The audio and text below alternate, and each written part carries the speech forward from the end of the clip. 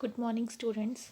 In this lecture, we discuss strategy of economic planning and rationale of strategy of plans.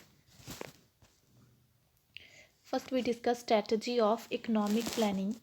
Strategy refers to the detailed actions and policy which are to be adopted to achieve definite objectives. ਜਦੋਂ ਹਰ ਇੱਕ plan ਨੂੰ formulate ਕੀਤਾ ਜਾਂਦਾ ਆ ਉਸ time ਕੁਝ ਓਬਜੈਕਟਿਵਸ ਨੂੰ achieve ਕਰਨ ਦੇ ਲਈ ਠੀਕ ਹੈ ਇੱਕ ਟਾਰਗੇਟ ਰੱਖਿਆ ਜਾਂਦਾ ਹੈ। ਇਹਨਾਂ ਓਬਜੈਕਟਿਵਸ ਨੂੰ ਅਚੀਵ ਕਰਨ ਦੇ ਲਈ ਕੁਝ ਐਕਟੀਵਿਟੀਜ਼ ਐਂਡ ਸਟ੍ਰੈਟਜੀਜ਼ ਬਣਾਈਆਂ ਜਾਂਦੀਆਂ। For instance first 5 year plan ਦਾ ਜਿਹੜੇ ਮੇਨ ਏਮ ਕੀ ਸੀਗਾ ਕਿ ਜਿਹੜੀਆਂ ਫੂਡ ਸ਼ੋਰਟੇਜ ਆ ਇੰਡੀਆ ਦੇ ਵਿੱਚ ਕੰਟਰੀ ਦੇ ਵਿੱਚ ਉਸਨੂੰ ਓਵਰਕਮ ਕਰਨਾ ਸੀ। And to achieve this objective ਕਿ ਫਸਟ 5 ਈਅਰ ਪਲਾਨ ਦੇ ਵਿੱਚ ਜਿਹੜਾ ਐਗਰੀਕਲਚਰ ਦੇ ਡਿਵੈਲਪਮੈਂਟ ਦੇ ਉੱਪਰ ਜ਼ਿਆਦਾ ਜ਼ੋਰ ਦਿੱਤਾ ਗਿਆ, ਠੀਕ ਹੈ, ਉਸਨੂੰ ਸਪੈਸ਼ਲ ਐਮਫੈਸਿਸ ਕੀਤਾ ਗਿਆ ਉਸਦੇ ਉੱਪਰ। It is called the strategy of the first plan. Now, main elements of strategy of Indian economic planning. First point is wide scope. Indian planning is a wide in scope. That means ਕਿ ਜਿਹੜੀ Indian planning ਦਾ ਜਿਹੜਾ scope ਆ ਬਹੁਤ ਹੀ ਜ਼ਿਆਦਾ wide ਆ। ਇਸ ਦੇ ਵਿੱਚ ਸਿਰਫ ਇੰਡਸਟਰੀ, ਐਗਰੀਕਲਚਰ, ਪਾਵਰ ਜਾਂ ਮੀਨਸ ਆਫ ਟਰਾਂਸਪੋਰਟੇਸ਼ਨ ਦੇ ਇਕੱਲੇ ਡਿਵੈਲਪਮੈਂਟ ਦੇ ਤੋਂ ਇਲਾਵਾ education, health, family welfare, housing and other development program and concerning social welfare and upliftment of backward classes ਦੇ ਉੱਪਰ ਵੀ ਜ਼ਿਆਦਾ ਐਮਫਸਿਸ ਕੀਤਾ ਜਾਂਦਾ, ਉਹਨਾਂ ਦੇ ਡਿਵੈਲਪਮੈਂਟ ਦੇ ਵੱਲ ਵੀ ਧਿਆਨ ਦਿੱਤਾ ਜਾਂਦਾ ਹੈ। The strategy of planning is simultaneously development of primary, secondary and tertiary sector of the economy. That means ਕਿ planning ਦੇ ਵਿੱਚ ਹਰ ਇੱਕ ਸੈਕਟਰ ਲਾਈਕ ਪ੍ਰਾਇਮਰੀ, ਸੈਕੰਡਰੀ ਅਤੇ ਟਰਸ਼ਰੀ ਸੈਕਟਰ ਦੇ ਡਿਵੈਲਪਮੈਂਟ ਨੂੰ ਸਾਈਮਲਟੇਨੀਅਸਲੀ ਇੰਪੋਰਟੈਂਸ ਦਿੱਤੀ ਜਾਂਦੀ ਹੈ। The second point is mixed economy. Indian planning has adopted mixed economy. Mixed economy ਨੂੰ ਕਿਹਾ ਕਿ ਉਸ ਇਕੋਨਮੀ ਨੂੰ ਕਿਹਾ ਜਾਂਦਾ ਜਿਸ ਇਕੋਨਮੀ ਵਿੱਚ ਬਹੁਤ ਪਬਲਿਕ ਅਤੇ ਪ੍ਰਾਈਵੇਟ ਸੈਕਟਰ ਕੋਐਗਜ਼ਿਸਟ ਕਰਦੇ ਹਨ। ਜਿਹੜਾ ਪ੍ਰਾਈਵੇਟ ਸੈਕਟਰ ਆ ਉਹ ਕੀ ਗਵਰਨਮੈਂਟ ਦੀ ਡਾਇਰੈਕਸ਼ਨਸ ਦੇ ਅਕੋਰਡਿੰਗ ਉਸਨੂੰ ਫੋਲੋ ਕਰਦਾ ਹੈ। That means कि private sector also follows the directions issued by the government. Now third point is more importance to public sector. More importance is attached to the development of public sector than the private sector. That means economic planning ਦੇ ਵਿੱਚ ਜਿਹੜੇ public sector ਦੀ development ਦੇ ਉੱਪਰ ਜ਼ਿਆਦਾ importance ਦਿੱਤੀ ਜਾਂਦੀ ਹੈ as compared to private sector. ਉਸ ਦੇ 3 reasons ਆ for it. First is private sector ਦੇ ਕੋਲ ਇਨਫ ਰਿਸੋਰਸਿਸ ਨਹੀਂ ਹੁੰਦੇ ਫॉर ਡਿਵੈਲਪਮੈਂਟ ਦੇ ਲਈ। Second, private sector is not interested in the development of transport, irrigation, power and backward areas. ਕਿ ਪ੍ਰਾਈਵੇਟ ਸੈਕਟਰ ਇੰਟਰਸਟਡ ਨਹੀਂ ਹੁੰਦਾ ਕਿ ਉਹ ਬੈਕਵਰਡ ਏਰੀਆ ਦੇ ਵਿੱਚ ਆਪਣੀ ਇੰਡਸਟਰੀ ਨੂੰ ਸੈਟਅਪਸ ਕਰੇ, ਠੀਕ ਹੈ, ਜਿੱਥੇ ਇਨਫਰਾਸਟਰਕਚਰ ਦੀ ਕਮੀ ਆ ਉਹ ਕਿੱਥੇ ਡਿਵੈਲਪ ਆਪਣੇ ਇੰਡਸਟਰੀ ਨੂੰ ਸੈਟਅਪ ਕਰਨਾ ਚਾਹੁੰਦੇ ਜਿੱਥੇ ਆਲਰੇਡੀ ਡਿਵੈਲਪਡ ਏਰੀਆ ਹੁੰਦੇ ਆ। And third point is public sectors control over crore sectors like core sector like banking, insurance, defense, industries and is very essential for plan development. That means ਕਿ ਜਿਹੜਾ public sector ਦਾ ਬਹੁਤ ਸਾਰੇ core sectors ਦੇ ਉੱਪਰ ਬਹੁਤ ਜ਼ਿਆਦਾ ਕੰਟਰੋਲ ਆ like banking, insurance, defence and industries and ਇਹ ਸਭ ਦੀ ਬਹੁਤ ਪਲਾਨ ਡਿਵੈਲਪਮੈਂਟ ਦੇ ਲਈ ਇਨ ਸਭ ਦੀ ਬਹੁਤ ਜ਼ਿਆਦਾ ਐਸੈਂਸ਼ੀਅਲ ਜ਼ਰੂਰਤ ਹੁੰਦੀ ਆ। ਬਟ ਇਨ ਰੀਸੈਂਟ ਈਅਰਸ ਦੇ ਵਿੱਚ ਪ੍ਰਾਈਵੇਟ ਸੈਕਟਰ ਦੀ ਜਿਹੜੀ ਇੰਪੋਰਟੈਂਸ ਨੂੰ ਉਸਨੂੰ ਇਨਕਰੀਜ਼ ਕੀਤਾ ਗਿਆ। Next is growth of saving and investment. It has been the strategy of the 5-year plans that to increase the growth rate of economy, it is essential to set up the rate of saving and investment. That means ਕਿ 5 year plan ਦੀ strategy ਹੈ ਕਿ rate of economic growth ਨੂੰ increase ਕਰਨ ਦੇ ਲਈ ਇਹ ਜ਼ਰੂਰੀ ਆ ਕਿ ਰੇਟ ਆਫ ਸੇਵਿੰਗ ਅਤੇ ਇਨਵੈਸਟਮੈਂਟ ਨੂੰ ਇਨਕਰੀਜ਼ ਕੀਤਾ ਜਾਵੇ। ਜਿਸ ਦੇ ਨਾਲ ਕੀ ਹੋਏਗਾ, ਜਦੋਂ ਰੇਟ ਆਫ ਸੇਵਿੰਗ ਅਤੇ ਇਨਵੈਸਟਮੈਂਟ ਇਨਕਰੀਜ਼ ਹੋਏਗੀ ਉਸ ਦੇ ਨਾਲ ਕੈਪੀਟਲ ਫੋਰਮੇਸ਼ਨ ਵੀ ਇਨਕਰੀਜ਼ ਹੋਏਗਾ। As the commencement of the first plan, rate of investment was 8.7% of GDP and in 2016 ਤੇ 17 ਦੇ ਵਿੱਚ ਇਸ ਨੂੰ ਇਨਕਰੀਜ਼ ਕਰਕੇ ਕਿੰਨਾ ਹੋ ਗਿਆ, that is 30.6%. Fifth point is employment oriented. Attempts are made made in each plan to increase employment opportunity। ਹਰ ਇੱਕ plan ਦੇ ਵਿੱਚ employment opportunity to increase ਕਰਨ ਦੇ ਲਈ ਬਹੁਤ ਸਾਰੇ attempts ਕੀਤੇ ਗਏ। for promoting employment efforts are made in different directions, namely more investment ਤੇ ਜ਼ੋਰ ਦਿੱਤਾ ਗਿਆ, full utilization of production capacity, more use of labor intensive technology, ਜਿਸ ਦੇ ਨਾਲ ਕੀ ਹੋ ਸੀ employment opportunities ਹੋਰ ਜ਼ਿਆਦਾ increase ਕਰਨੀਆਂ ਸੀ, and development of labor intensive activities like agriculture and small scale cotton industry ਦੇ development ਵੱਲ ਜ਼ਿਆਦਾ ਧਿਆਨ ਦਿੱਤਾ ਗਿਆ। special assistance to small and marginal farmers and small producers ਨੂੰ given ਕੀਤੀ ਗਈ। encouragement to self employment ਨੂੰ encouragement ਦਿੱਤੀ ਗਈ।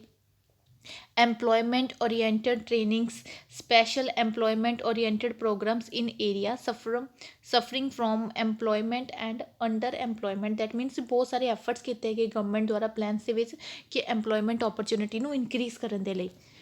next is balanced regional development। in the planning ਬਹੁਤ ਸਾਰੇ efforts ਕੀਤੇ ਗਏ ਕੰਟਰੀ ਦੇ different regions ਦੀ balanced development ਦੇ ਲਈ। to achieve this objective the strategy adopt for the development of backward region has the following main elements। ਜਿਹੜੇ backward region ਸੀਗੇ ਉਹਨਾਂ ਨੂੰ ਜ਼ਿਆਦਾ assistance ਤੇ grants ਦਿੱਤੀਆਂ ਗਈਆਂ। ਬੈਕਵਰਡ ਰੀਜਨਸ ਦੇ ਵਿੱਚ ਪਬਲਿਕ ਸੈਕਟਰ ਇੰਡਸਟਰੀਜ਼ ਨੂੰ ਸੈਟਅਪ ਕੀਤਾ ਗਿਆ। ਇਸ ਤੋਂ ਇਲਾਵਾ ਪ੍ਰਾਈਵੇਟ ਸੈਕਟਰ ਨੂੰ ਇਨਕਰੇਜ ਕੀਤਾ ਗਿਆ ਕਿ ਉਹ ਆਪਣੀਆਂ ਇੰਡਸਟਰੀਜ਼ ਨੂੰ ਬੈਕਵਰਡ ਰੀਜਨ ਦੇ ਵਿੱਚ ਸੈਟਅਪ ਕਰਨ। And last is implement special regional plans for the development of backward areas. Backward area ਦੇ ਡਿਵੈਲਪਮੈਂਟ ਦੇ ਲਈ ਸਪੈਸ਼ਲ ਪਲਾਨਸ ਨੂੰ ਇੰਪਲੀਮੈਂਟ ਕੀਤਾ ਗਿਆ, ਬਣਾਇਆ ਗਿਆ ਉਹਨਾਂ ਦੇ ਲਈ, ਇਸ ਤਰ੍ਹਾਂ ਕਿ ਤਾਂ ਜੋ ਜਿਹੜੇ ਕੰਟਰੀ ਦੇ ਬੈਕਵਰਡ ਰੀਜਨਸ ਆ ਉਹਨਾਂ ਨੂੰ ਇਕੁਅਲੀ ਡਿਵੈਲਪ ਕੀਤਾ ਜਾ ਸਕੇ। Next is self Reliance. Indian planning ਦੇ ਵਿੱਚ ਜਿਹੜੀ ਮੇਨ ਓਬਜੈਕਟਿਵ ਸੀ, ਜਿਸ ਦੇ ਲਈ ਸਟ੍ਰੈਟਜੀ ਬਣਾਈ ਗਈ ਹੈ ਕਿ ਸੈਲਫ ਸਫੀਸ਼ੀਐਂਸੀ ਨੂੰ ਅਚੀਵ ਕਰਨਾ ਸੀ। ਇਸ ਦੇ ਜਿਹੜੇ ਮੇਨ ਐਲੀਮੈਂਟਸ ਸੀ ਅਚੀਵ ਕਰਨ ਦੇ ਲਈ ਕੀ ਸੀ, ਐਕਸਪੋਰਟ ਪ੍ਰਮੋਟ ਕਰਨਾ ਜ਼ਿਆਦਾ, ਐਗਰੀਕਲਚਰ ਅਤੇ ਇੰਡਸਟਰੀਅਲ ਪ੍ਰੋਡਕਸ਼ਨ ਨੂੰ ਇਨਕਰੀਜ਼ ਕਰਨਾ, ਇੰਪੋਰਟ ਸਬਸਟੀਟਿਊਸ਼ਨ ਨੂੰ ਇਨਕਰੀਜ਼ ਕਰਨਾ, ਐਕਸਟਰਨਲ ਡੈਪਟ ਨੂੰ ਲਿਮਿਟਿੰਗ ਕਰਨਾ, ਉਸਨੂੰ ਘਟਾਉਣਾ, development of modern technology in the economy ਦੇ ਵਿੱਚ ਮਾਡਰਨ ਟੈਕਨੋਲੋਜੀ ਨੂੰ ਉਸਨੂੰ ਡਿਵੈਲਪਮੈਂਟ ਕਰਨਾ। Next is progress of backward classes. 5 year plans ਦੇ ਵਿੱਚ ਬਹੁਤ ਸਾਰੇ ਮੇਜਰਸ ਨੂੰ ਅਡੋਪਟ ਕੀਤਾ ਗਿਆ। Backward classes specially scheduled caste and scheduled tribes ਨੂੰ ਅਪਲਿਫਟ ਜਾਂ ਉਹਨਾਂ ਨੂੰ ਉੱਪਰ ਚੱਕਣ ਦੇ ਲਈ। some of the steps taken to achieve these ends are: first is educational scholarship, ਉਹਨਾਂ ਨੂੰ scholarship provide ਕੀਤੀ ਗਈ, hostel facilities provide ਕੀਤੀਆਂ ਗਿਆ, training facilities to the member of the backward classes to enable them for self employment ਲਈ training facilities provide ਕੀਤੀ ਗਈ।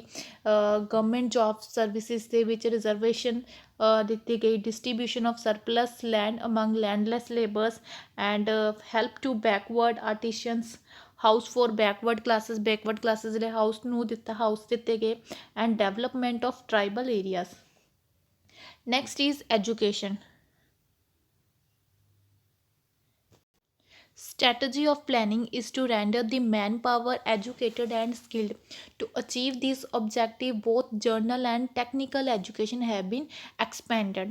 ਕਿ education level ਨੂੰ increase ਕਰਨ ਦੇ ਲਈ ਬਹੁਤ technical ਅਤੇ ਜਿਹੜੀ ਜਨਰਲ ਐਜੂਕੇਸ਼ਨ ਤੋਂ ਉਸਨੂੰ ਐਕਸਪੈਂਡ ਕੀਤਾ ਗਿਆ। ਇਸ ਦੇ ਲਈ ਸਪੈਸ਼ਲ ਐਫਰਟਸ ਕੀਤੇ ਗਏ ਕਿ ਤਾਂ ਜੋ ਅਡਲਟ ਐਜੂਕੇਸ਼ਨ, ਵਿਮਨ ਐਜੂਕੇਸ਼ਨ ਨੂੰ ਸਪਰੈਡ ਕੀਤਾ ਜਾ ਸਕੇ, ਉਹਨਾਂ ਦੇ ਵਿੱਚ ਐਜੂਕੇਸ਼ਨ ਦੀ ਕਿ ਵਿਮਨਸ ਨੂੰ ਵੀ ਪੜ੍ਹਾਇਆ ਜਾ ਸਕੇ ਜ਼ਿਆਦਾ ਤੋਂ ਜ਼ਿਆਦਾ। Next is social welfare. ਬਹੁਤ ਸਾਰੇ ਸੋਸ਼ਲ ਪ੍ਰੋਗਰਾਮਸ ਬਣਾਏ ਗਏ ਸਪੈਸ਼ਲੀ ਜਿਨ੍ਹਾਂ ਦਾ ਬੈਨੀਫਿਟਸ ਹੋ ਸਕੇ ਪੂਅਰ ਕਲਾਸਿਸ ਨੂੰ ਐਂਡ ਜਿਹੜੀ ਨਿਗਲੈਕਟਡ ਸੈਕਸ਼ਨ ਸੀ ਸੁਸਾਇਟੀ ਦਾ। For instance help to voluntary organisations engaged in social welfare, more facilities for medical care and family planning, setting up old age home, care for blind, mentally and physical retired persons, employment opportunity to needy women and free medical and education facilities to poor classes।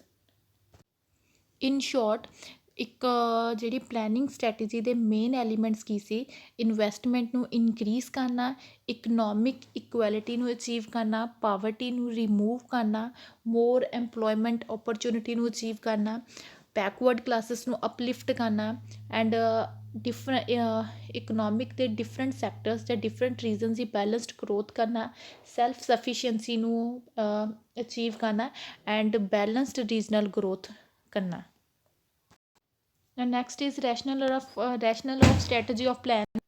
Rationale of Indian planning has two main bases. First is more emphasis on industry in comparison to agriculture. Second is more emphasis on basic and heavy industry in comparison to other industries.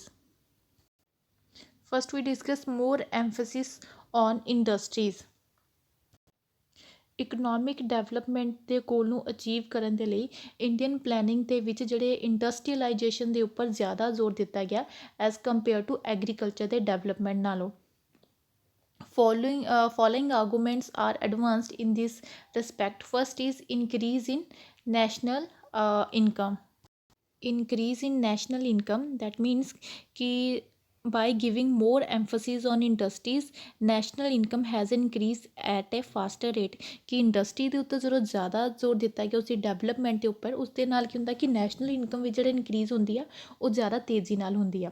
ਅਗਰ plans ਦੇ ਵਿੱਚ agriculture ਦੇ development ਦੇ ਉੱਪਰ ਜ਼ਿਆਦਾ ਐਮਫਸਿਸ ਕੀਤਾ ਜਾਂਦਾ ਅਤੇ ਉਸ ਦੇ ਨਾਲ ਸ਼ਾਇਦ ਕਿ ਨੈਸ਼ਨਲ ਇਨਕਮ ਵਿੱਚ ਜਿਹੜੀ ਗਰੋਥ ਰੇਟ ਹੁੰਦੀ ਉਹ ਕੰਪੈਰੇਟਿਵਲੀ ਸਲੋ ਹੁੰਦੀ। Second point is technical development of agriculture sector. Technical development of agriculture sector depends on the development of industry। ਕਿ agriculture sector ਦੀ ਜਿਹੜੀ technical development ਹੈ ਉਸ ਦੇ ਵਿੱਚ ਜਿਹੜੀ new techniques ਨੂੰ adopt ਕਰਨਾ ਉਹ ਵੀ ਕਿਸ 'ਤੇ ਡਿਪੈਂਡ ਕਰਦੀ ਹੈ, industry sector ਦੇ development ਦੇ ਉੱਪਰ। It is from the industrial sector that agriculture sector receives chemical fertilizer, agriculture equipments and pesticides। ਕਿ ਇੰਡਸਟਰੀ ਸੈਕਟਰਸ ਦੇ ਕਾਰਨ ਹੀ ਜਿਹੜਾ ਐਗਰੀਕਲਚਰ ਸੈਕਟਰਸ ਆ ਨਿਊ ਕੈਮੀਕਲ ਫਰਟੀਲਾਈਜ਼ਰਸ ਜਾਂ ਐਗਰੀਕਲਚਰ ਇਕੁਇਪਮੈਂਟਸ ਵਧੀਆ ਉਹਨਾਂ ਨੂੰ ਉਹ ਯੂਜ਼ ਕਰ ਸਕਦਾ। Next is employment.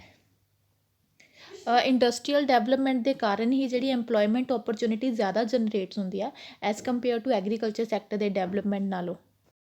ਬਿਕੋਜ਼ ਜਦੋਂ ਇੰਡਸਟਰੀ ਸੈਕਟਰ ਦੀ ਜ਼ਿਆਦਾ ਡਿਵੈਲਪਮੈਂਟ ਹੋਏਗੀ ਉਸ ਦੇ ਨਾਲ ਇੱਕ ਹੋਰ ਬੈਨੀਫਿਟ ਕੀ ਹੋਏਗਾ ਕਿ ਜਿਹੜਾ ਪੋਪੂਲੇਸ਼ਨ ਦਾ ਪ੍ਰੈਸ਼ਰ ਐਗਰੀਕਲਚਰ ਸੈਕਟਰ ਦੇ ਉੱਪਰ ਜ਼ਿਆਦਾ ਹੋਏਗਾ ਉਹ ਵੀ ਰਿਡਿਊਸ ਹੋ ਜਾਏਗਾ ਐਂਡ ਜਿਹੜੀ ਐਗਰੀਕਲਚਰ ਸੈਕਟਰ ਦੀ ਪਰ ਕੈਪੀਟਾ ਇਨਕਮ ਆ ਉਹ ਵੀ ਇਨਕਰੀਜ਼ ਕਰੇਗੀ। Proper use of different resources. India is endowed with different kind of resource. ਇਸ ਕਰਕੇ ਇੰਡੀਆ ਦੇ ਵਿੱਚ ਜਿਹੜੀ ਲੋਕਾਂ ਦੀ ਜ਼ਰੂਰਤ ਆ ਉਹ ਵੀ ਬਹੁਤ ਹੀ ਵੈਰਾਈਟੀ, ਮਤਲਬ ਕਿ ਉਹ ਵੀ ਡਿਫਰੈਂਟ ਆ ਹਰ ਇੱਕ ਦੀਆਂ। ਜਦੋਂ ਇੰਡਸਟਰੀ ਸੈਕਟਰ ਦਾ ਪ੍ਰੋਪਰਲੀ ਡਿਵੈਲਪਮੈਂਟ ਕੀਤਾ ਜਾਂਦਾ ਹੈ ਤਾਂ ਉਸ ਨਾਲ ਡਿਫਰੈਂਟ ਸੈਕਟਰ ਦੀ ਵੀ ਡਿਵੈਲਪਮੈਂਟ ਹੁੰਦੀ ਆ ਜਿਸ ਨਾਲ ਜਿਹੜੇ ਡਿਫਰੈਂਟ ਰਿਸੋਰਸ ਆ ਉਹਨਾਂ ਦਾ ਪ੍ਰੋਪਰਲੀ ਯੂਟੀਲਾਈਜੇਸ਼ਨ ਹੁੰਦਾ ਹੈ। Next is balanced development. ਜਿਹੜਾ ਐਗਜ਼ਿਸਟਿੰਗ ਇਕਨੋਮਿਕ ਸਟਰਕਚਰ ਹੈ ਇਕੋਨਮੀ ਦਾ ਉਹ ਅਨਬੈਲੈਂਸਡ ਆ on account of predominance of agriculture sector। comparatively greater development of industries will render the structure of more balanced। ਕਿ industry ਦੇ development ਹੋਣ ਦੇ ਨਾਲ ਕਿ ਜਿਹੜਾ ਸਟਰਕਚਰ ਆ ਉਹ ਜ਼ਿਆਦਾ ਬੈਲੈਂਸਡ ਹੋਏਗਾ। Now, criticism is notwithstanding the above arguments in favor of industrialization, rationale of the strategy of planning is criticized because of its neglect of agriculture sector। That means कि कल्ले industrialization ਦੇ industry ਦੇ development ਦੇ ਕਾਰਨ economy ਦਾ properly balance development ਨਹੀਂ ਹੋ ਸਕਦਾ। Agriculture sector ਦੇ ਡਿਵੈਲਪਮੈਂਟ ਦੀ ਵੀ ਉਨੀ ਹੀ ਜ਼ਰੂਰਤ ਆ ਕਿ ਅਗਰ ਕਿ ਐਗਰੀਕਲਚਰ ਸੈਕਟਰ ਦੇ ਡਿਵੈਲਪਮੈਂਟ ਨੂੰ ਵੀ ਪ੍ਰਾਇਓਰਿਟੀ ਦੇਣੀ ਚਾਹੀਦੀ ਹੈ। ਰੀਜ਼ਨ ਬੀਂਗ ਦੈਟ ਕਿ ਇੰਡੀਆ ਦੇ ਵਿੱਚ ਜਿਹੜੀ ਪਾਪੂਲੇਸ਼ਨ ਗਰੋ ਕਰਦੀ ਜਾਈ ਆ ਉਸ ਦੇ ਲਈ ਇਨਫ ਫੂਡ ਗ੍ਰੇਨਸ ਪ੍ਰੋਵਾਈਡ ਕਰਦੀ ਹੈ। ਠੀਕ ਹੈ, agriculture sector raw material provide ਕਰਦੀ ਹੈ ਇੰਡਸਟਰੀਜ਼ ਦੇ ਲਈ ਐਂਡ ਰੂਰਲ ਪਾਪੂਲੇਸ਼ਨ ਦੇ ਵਿੱਚ ਐਮਪਲੋਇਮੈਂਟ ਉਹਨਾਂ ਨੂੰ ਪ੍ਰੋਵਾਈਡ ਕਰਦੀ ਆ ਐਂਡ ਐਗਰੀਕਲਚਰ ਗੁੱਡਸ ਨੂੰ ਐਕਸਪੋਰਟ ਕਰਦੀ ਆ, ਉਹਨਾਂ ਨੂੰ ਐਗਰੀਕਲਚਰ ਐਕਸਪੋਰਟ ਨੂੰ ਪ੍ਰਮੋਟ ਕਰਦੀ ਆ। ਦੈਟ ਸ਼ੋ ਕਿ ਇਕੱਲੇ ਇੰਡਸਟਰੀਅਲਾਈਜੇਸ਼ਨਸ ਦੇ ਕਾਰਨ ਜਿਹੜੀ ਇਕਨੋਮਿਕ ਡਿਵੈਲਪਮੈਂਟ ਪੋਸੀਬਲ ਨਹੀਂ ਹੈਗੀ। ਬੋਥ ਐਗਰੀਕਲਚਰ ਅਤੇ industry sector the development side by side ਦੋਨੋਂ ਇਕੱਠੀ ਹੀ ਚੱਲਣੀ ਚਾਹੀਦੀ ਹੈ। ਦੋਨੋਂ ਕੰਪਲੀਮੈਂਟਰੀ ਆ ਇੱਕ ਦੂਸਰੇ ਦੇ, ਦੋਨੋਂ ਇੱਕ ਦੂਸਰੇ ਦੇ। No doubt and the long run industrialization of the economy will be of prime importance, but neglecting of agriculture sector cannot be justified. Next is more emphasis on basic and heavy industry. Another aspect of the strategy of Indian planning is that given more importance to the establishment of heavy industries like iron, steel, industrial equipment, machineries, etc. ਕਿ ਜਿਹੜੀ heavy ਅਤੇ basic industries ਆ iron steel ਉਹਨਾਂ ਦੇ establishment ਦੇ ਉੱਪਰ ਜ਼ਿਆਦਾ importance ਦਿੱਤੀ ਜਾਂਦੀ ਆ ਕਿਉਂਕਿ ਇਹਨਾਂ ਇੰਡਸਟਰੀਜ਼ ਦੇ ਕਾਰਨ ਜਿਹੜਾ ਮਸ਼ੀਨਰੀਜ਼ ਕੈਪੀਟਲ ਗੁੱਡਸ ਅਤੇ ਅਦਰ ਇਕੁਇਪਮੈਂਟਸ ਦਾ ਪ੍ਰੋਡਕਸ਼ਨ ਜ਼ਿਆਦਾ ਹੋਣ ਲੱਗ ਜਾਂਦਾ ਕੰਟਰੀ ਦੇ ਵਿੱਚ, ਜਿਸ ਦੇ ਕਾਰਨ ਇੰਡਸਟਰੀਅਸ ਗਰੋਥ ਇਨਕਰੀਜ਼ ਹੁੰਦੀ ਆ। ਐਂਡ ਜਿਹੜੀ ਬੇਸਿਕ ਇੰਡਸਟਰੀਜ਼ ਆ ਉਹ ਕੀ ਆ basic industry producing tractors, harvester etcetera, ਉਹਦਾ ਬੈਨੀਫਿਟਸ ਕੀ ਹੁੰਦਾ ਐਗਰੀਕਲਚਰ ਸੈਕਟਰ ਨੂੰ ਵੀ ਬੈਨੀਫਿਟਸ ਹੁੰਦਾ ਹੈ। ਬੇਸਿਕ ਇੰਡਸਟਰੀਜ਼ ਦੇ ਡਿਵੈਲਪਮੈਂਟ ਹੋਣ ਦੇ ਕਾਰਨ ਜਿਹੜਾ ਕੈਪੀਟਲ ਫਾਰਮੇਸ਼ਨ ਵੀ ਇਨਕਰੀਜ਼ ਹੁੰਦਾ ਹੈ। As a result of this policy the base for the development of other industries is strengthened and dependence on foreign countries for the import of capital goods is minimised because जो basic industries ज़्यादा setup होणगियां capital goods का production country के within ही हो जाएगा। ठीक है, उस कारण जो कैपिटल गुड्स की जी इंपोर्ट कारण दूसरी कंट्रीज से जी डिपेंडेंस सी वो भी रिड्यूस हो जाएगी। Thus, the policy of large investment in heavy industry is a strategy to accelerate the level of capital formation and to achieve self-reliance. The above rationale of a planning strategy is criticized of many accounts. First is कि ਜਿਹੜਾ ਸਮ critics ਦੇ according ਕਿ ਜਿਹੜਾ ਜ਼ਿਆਦਾ ਐਮਫਸਿਸ ਜਿਹੜਾ export goods ਦੇ production ਦੇ ਉੱਪਰ ਜ਼ਿਆਦਾ ਧਿਆਨ ਦੇਣਾ ਚਾਹੀਦਾ ਹੈ ਐਜ਼ ਕੰਪੇਅਰ ਟੂ ਕਿ ਜਿਹੜੀਆਂ ਕੈਪੀਟਲ ਗੁੱਡਸ ਨੂੰ ਵਿਦਿਨ ਕੰਟਰੀ ਦੇ ਵਿੱਚ ਪ੍ਰੋਡਿਊਸ ਕਰਨ ਦੀ ਜਗ੍ਹਾ ਉਸਦਾ ਇੰਪੋਰਟ ਕਰਨਾ ਹੀ ਜ਼ਿਆਦਾ ਐਪਰੋਪਰੀਏਟ ਆ ਬਿਕੋਜ਼ ਕਿਉਂਕਿ ਅਦਰ ਕੰਟਰੀਜ਼ ਦੇ ਵਿੱਚ ਉਸਦਾ ਜਿਹੜਾ ਪ੍ਰੋਡਕਸ਼ਨ ਆ ਉਹ ਲੈਸ ਕੋਸਟ ਦੇ ਵਿੱਚ ਹੁੰਦਾ ਆ, hence their import is relatively cheaper. And another point of criticism ਕੀ ਆ ਕਿ ਜਿਹੜਾ ਪ੍ਰੋਡਕਸ਼ਨ ਆਫ ਕੰਜ਼ਿਊਮਰ ਗੁੱਡਸ ਨੂੰ ਉਹਨਾਂ ਨੂੰ ਜ਼ਿਆਦਾ ਪ੍ਰੈਫਰੈਂਸ ਦੇਣੀ ਚਾਹੀਦੀ ਆ ਬਿਕੋਜ਼ ਕਿਉਂਕਿ ਅਗਰ ਹੈਵੀ ਇੰਡਸਟਰੀ ਦੇ ਸੈਟਅਪ ਜ਼ਿਆਦਾ ਹੋਣ ਲੱਗ ਜਾਣਗੇ ਕੰਜ਼ਿਊਮਰ ਗੁੱਡਸ ਜਿਹੜੀ ਆ ਉਹ ਕੀ ਆ ਡਿਕਰੀਜ਼ ਹੋ ਜਾਏਗੀ, ਘੱਟ ਜਾਏਗੀ ਉਹਨਾਂ ਦੀ ਗੁੱਡਸ ਦੀ ਪ੍ਰੋਡਕਸ਼ਨ, ਉਸ ਕਾਰਨ ਪ੍ਰਾਈਸਿਸ ਇਨਕਰੀਜ਼ ਕਰਨੀਆਂ ਸਟਾਰਟ ਕਰ ਜਾਣਗੇ।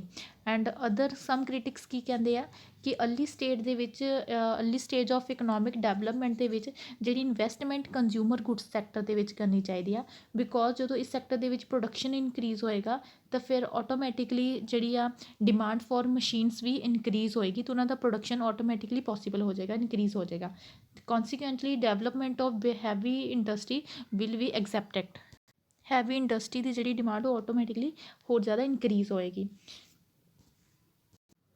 In order to render strategy of Indian planning more relevant and appropriate, it is essential that both agriculture and industrial sector be accorded equal importance. That means कि Indian planning ਦੇ ਵਿੱਚ agriculture ਤੇ Indian industrial sector ਨੂੰ equally ਹੀ importance ਦੇਣੀ ਚਾਹੀਦੀ ਹੈ। ਦੋਨੋਂ sectors ਨੂੰ ਨਾਲ ਨਾਲ ਹੀ ਉਹਨਾਂ ਦੀ development ਦੇ ਵੱਲ ਧਿਆਨ ਦੇਣਾ ਚਾਹੀਦਾ।